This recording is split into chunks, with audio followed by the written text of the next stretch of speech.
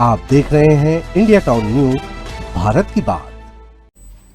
नमस्कार, आप देख रहे हैं इंडिया टाउन न्यूज और मैं हूं आपके साथ हर्षिता। स्वागत है आपका हमारे खास बुलेटिन खबरें मध्य प्रदेश की में, जहां हम आपको मध्य प्रदेश की महत्वपूर्ण खबरों से रूबरू कराएंगे।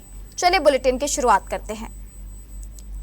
PM excellence of college Sheopur में स्वच्छ पेयजल व्यवस्था को लेकर स्वच्छ जल स्वस्थ छात्र मटका आंदोलन किया गया। आंदोलन के दौरान छात्र नेता अभिषेक मीणा बमोरी ने मिट्टी का मटका कंधे पर रखकर कॉलेज मुख्य गेट से प्राचार्य कार्यालय तक शांतिपूर्ण मार्च किया।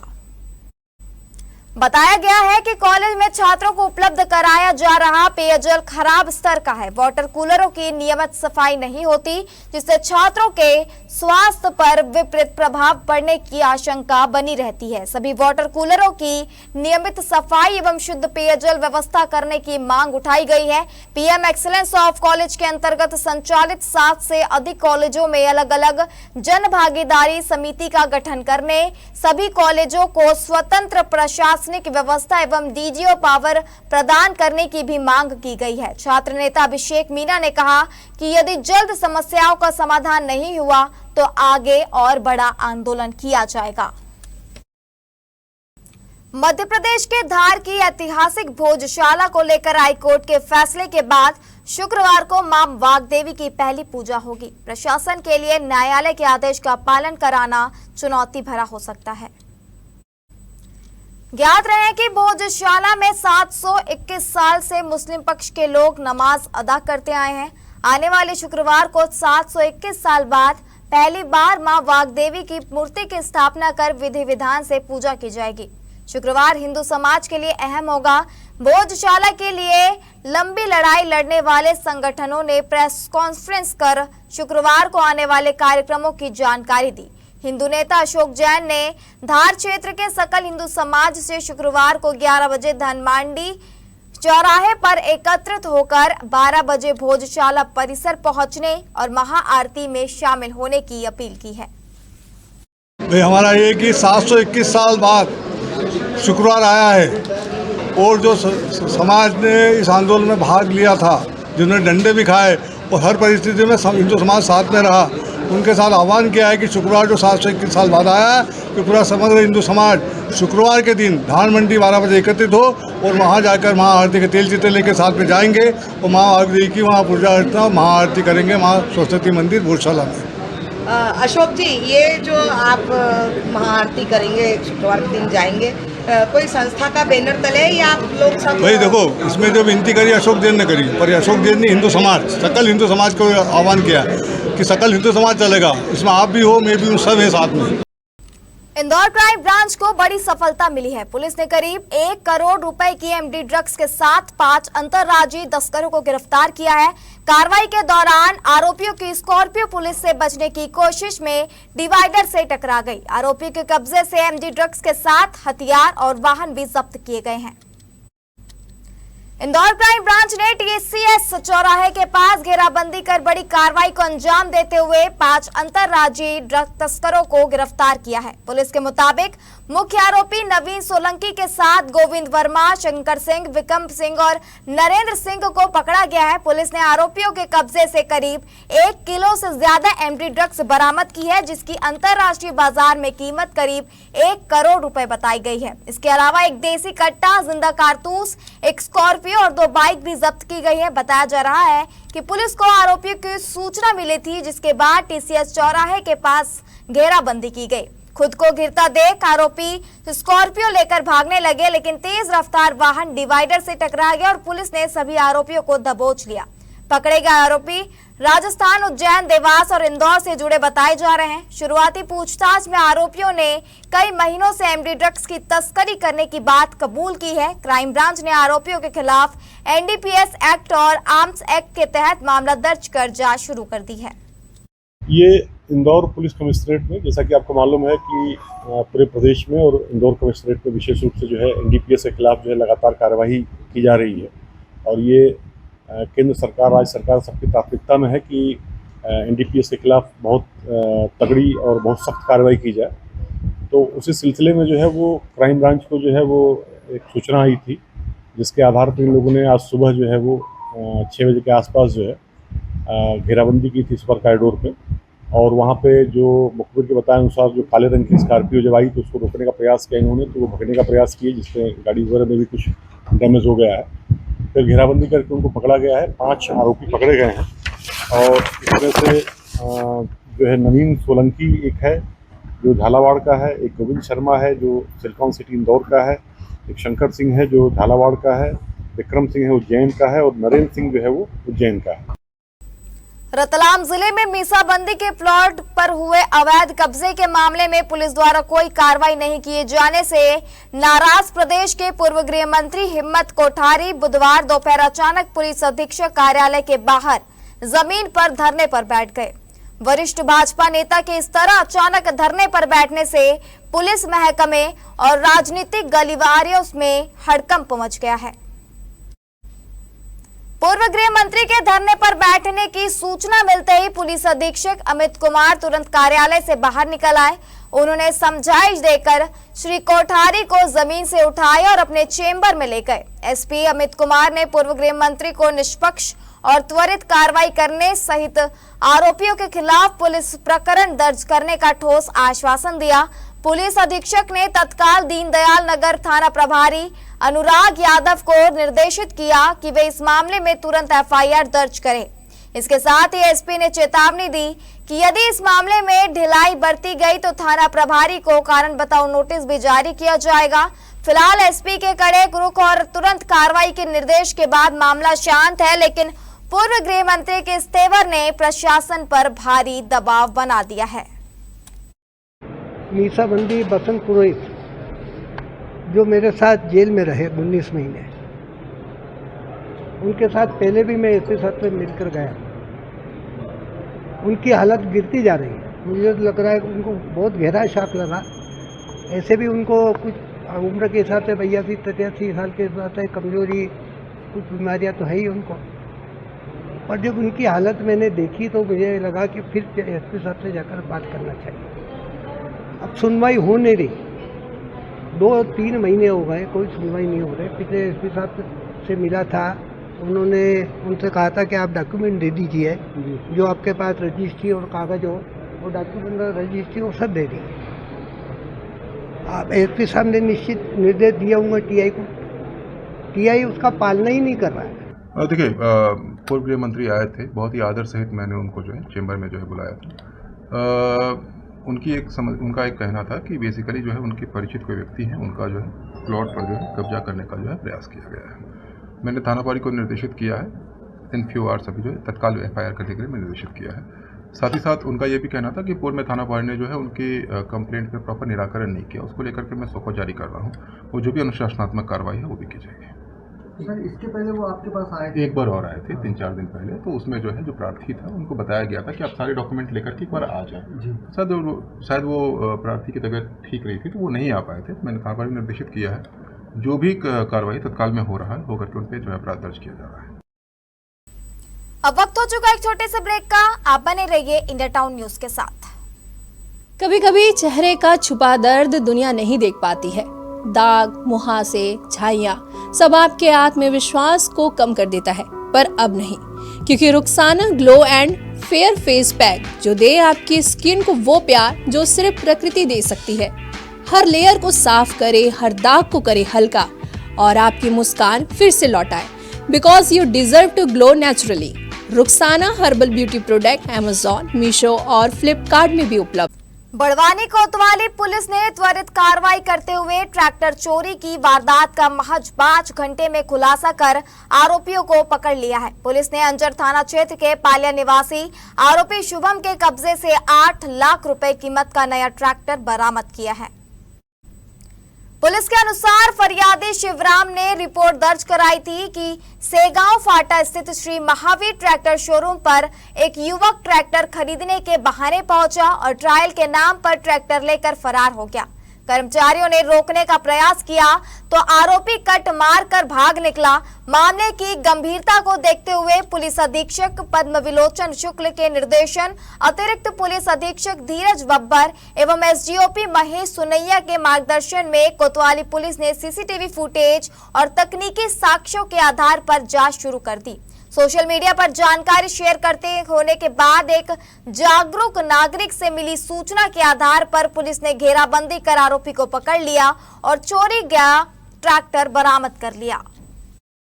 जी, आज दिनांक 12 बजे करीब हमारे पास एक फरियादी जो कि श्री महावीर ट्रैक्टर शोरूम सेगांव फाटे पर हमारे बड़वानी में स्थित है, उस वहाँ पर काम करता है। उसने बताया कि 10:30 बजे करीब एक व्यक्ति शोरूम पर आया और उसने ट्रैक्टर खरीदने का बोला और उसी खरीदने के क्रम में उसने उसका ट्रायल चाहा।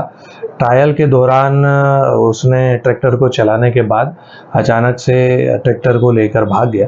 वहाँ जो और कर्मचारी थे उन्होंने प्रयास किया उसको रोकने का, लेकिन वो उनको कट दिखा के और तेज़ी से चलाकर भाग गया। वो तलाश करते रहे, उन्हें जानकारी नहीं मिली। हमने हमारे प्राइमरी इन्वेस्टिगेशन में टेक्निकल एविडेंसेस और जो सीसीटीवी फुटेज है इनसे हमने जानकारी निकाली, तो हमें ज्ञात हुआ और हमें एक जागरूक नागरिक द्वारा भी सूचना दी गई कि एक ट्रैक्टर तलून साइड जो है वो गया है।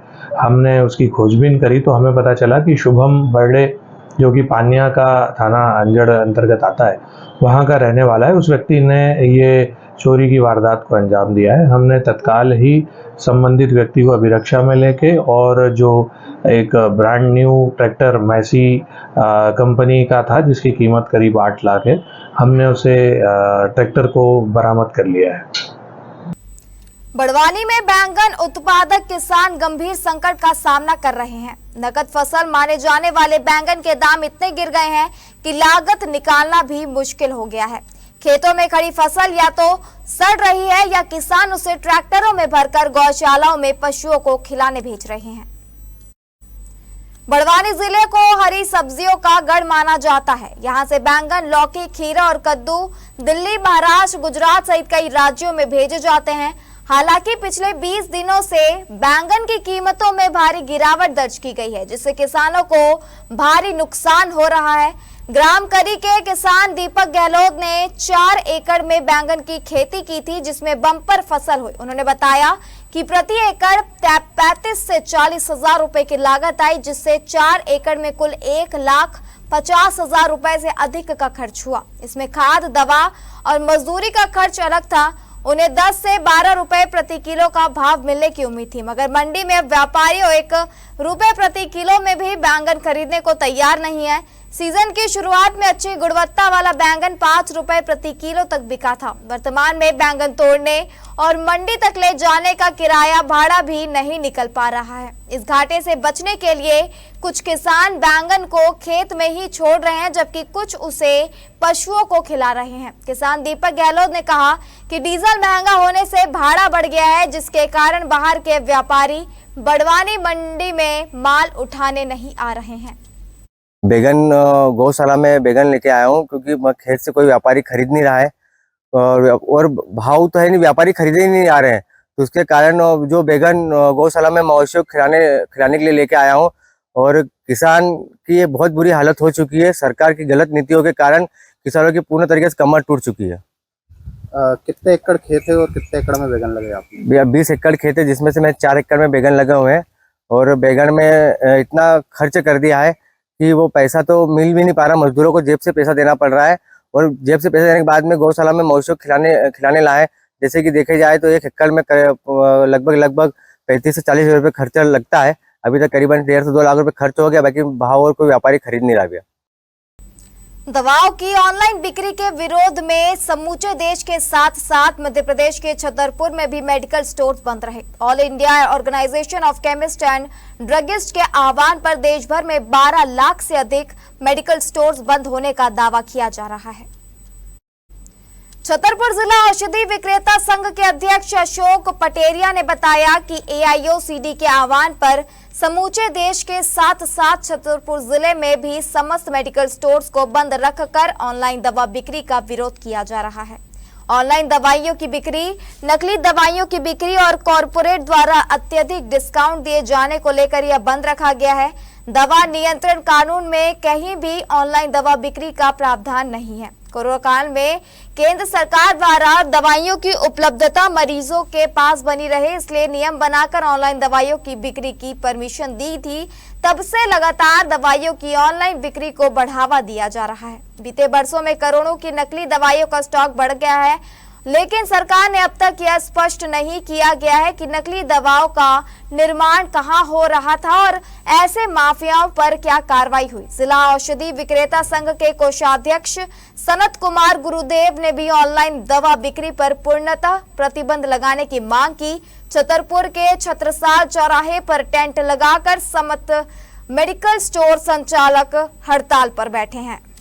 हमारा जो ऑल इंडिया का ऑर्गेनाइजेशन है, all India chemist and druggist association, उसके आह्वान पर ऑनलाइन दवाइयों की बिक्री, नकली दवाइयों की बिक्री और कॉरपोरेट द्वारा अत्यधिक डिस्काउंट के विरोध में आज ये बंद का आह्वान किया गया। जो दवा कानून है 1940, नियम 1945, उसमें कहीं भी ऑनलाइन दवाई बिक्री का कोई प्रावधान नहीं है। कोरोना काल में सरकार के द्वारा दवाइयों की उपलब्धता पेशेंट के पास बनी रहे, इसलिए सरकार ने हम लोगों से कहा कि भाई ये कानून लाना है। कानून नहीं लाना है, नियम बना रहे हैं हम, इसको कोरोना काल के बाद खत्म कर देंगे। ऑनलाइन दवाइयों के खिलाफ है। हमारे ऑनलाइन दवाइयों के कारण हमारा युवा नशे की प्रवृत्ति की तरफ जा रहा है। घर बैठे आप नशीली दवाएं बड़े आराम से मंगा सकते हैं और ऑनलाइन वाले छतरपुर के लिए बम्बई के डॉक्टर से AI के थ्रू पर्ची जनरेटेड करा लेते हैं और जो प्रतिबंधित दवाइयां नशे की वो युवाओं के पास बड़े आराम से आ जाती है। इसलिए हम लोग उसका विरोध करते हैं कि हमारी आगे की जो पीढ़ी आ रही है वो नशे की तरफ जा रही है, वो बहुत हमारे समाज के लिए घातक है। और ऑनलाइन के द्वारा आप कुछ भी मंगा सकते हैं घर बैठे, डिस्काउंट इतना हैवी देते हैं। अब आप खुद सोचिए कि जब 10 से 20% का मार्जिन हो 50 और 60% कैसे देते हैं, कहीं ना कहीं गड़बड़ है। तो हमारा यही है कि ऑनलाइन का बंद होना चाहिए दवाई, और जो स्पेशल टेम्परेचर रहता है ऑनलाइन वाला बिल्कुल उसको मेंटेन नहीं करते हैं। जो प्रोडक्ट कूल चैन के होने चाहिए वो नहीं आते हैं, पता चले डब्बों में बन के आ गई, कहां से होके गुजरती है दवाइयाँ।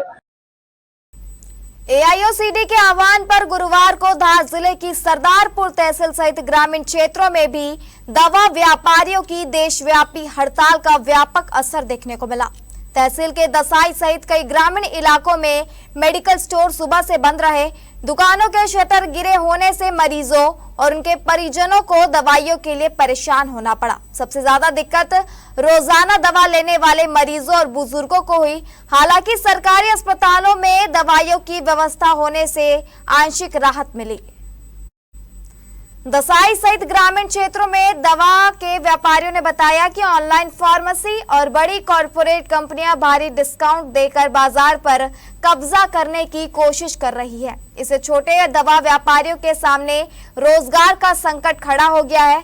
दवा व्यापारियों का कहना है कि ऑनलाइन दवा बिक्री से नियमों का उल्लंघन हो रहा है और मरीजों की सुरक्षा भी प्रभावित हो सकती है। व्यापारियों ने केंद्र सरकार से ऑनलाइन दवा बिक्री पर पूर्ण प्रतिबंध लगाने तथा दवा व्यापार में हो रही अनियमितताओं पर रोक लगाने की मांग की है।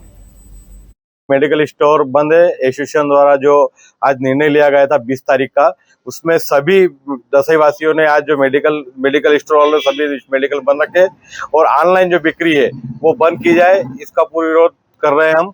आज ऑल इंडिया केमिस्ट एसोसिएशन की तरफ से बंद का आह्वान किया गया, जिसमें ग्राम दसई में आज सारे मेडिकल स्टोर जितने भी हैं सभी बंद रखे गए और पूर्ण उसका समर्थन किया गया। और ये बंद इस वजह से है कि जो NRX आइटम और सारे आइटम ऑनलाइन बिक्री जो हो रही है, बच्चों को घर बैठे नशा परोसा जा रहा है, तो उसके विरोध में आज सभी केमिस्ट एसोसिएशन ने बंद का आह्वान किया गया और पूरी तरह से बंद सफल रहा है। दसई में भी आज पूरे सारे व्यवसाय बंद रखे और उसका पुरजोर विरोध किया गया कि ऑनलाइन बिक्री बंद की जाए। हमारे खास बुलेटिन खबरें मध्य प्रदेश की में फिलहाल इतना ही। आप बने रहिए इंडिया टाउन न्यूज के साथ। नमस्कार। आप देख रहे हैं इंडिया टाउन न्यूज, भारत की बात।